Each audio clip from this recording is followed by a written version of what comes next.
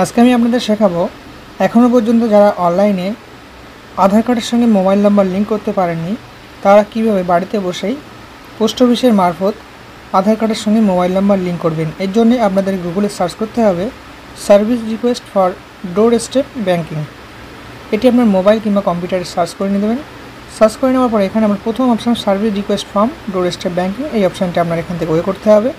Way করলেই আপনার সামনে এরকম একটি পেজ ওপেন হবে।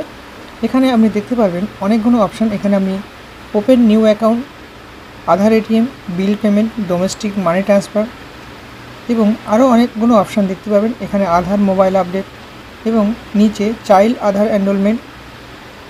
আমি যেহেতু এখানে আধার কার্ডের সঙ্গে মোবাইল নাম্বারটি শেখাবো, এই জন্যই আধার মোবাইল আপডেট এই অপশানটি আপনার এখান থেকে বেছে নিলাম। বেছে নেওয়ার পরে এখানে নিচে এই ফর্মটি আপনার সম্পূর্ণ ফিল আপ করতে হবে। এখানে প্রথমে সিলেকশন সিলেক্ট করতে হবে।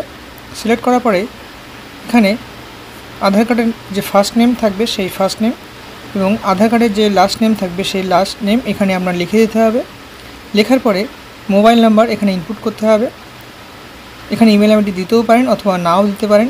তারপর এখানে আপনার অ্যাড্রেস এখানে ফিল আপ করতে হবে।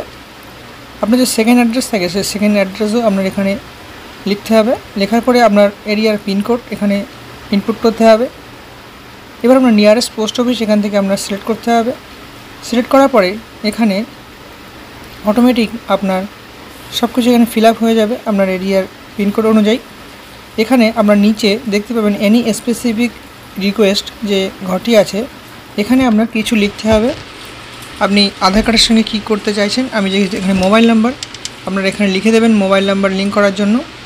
এবার নিচে আই অ্যাগ্রি যে অপশানটি আছে ওকে করে নিচে ক্যাপচাটি আপনার এখানে ফিল আপ করে সাবমিট অপশানটি ওয়ে করলেই এখানে আপনার একটি রেফারেন্স নাম্বার শো হবে।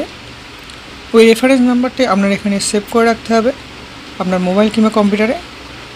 কিছুদিনের মধ্যে আপনার পোস্ট অফিস থেকে আপনার ওই রেফারেন্স নাম্বার অনুযায়ী আপনাদের কন্ট্যাক্ট করে নেবে।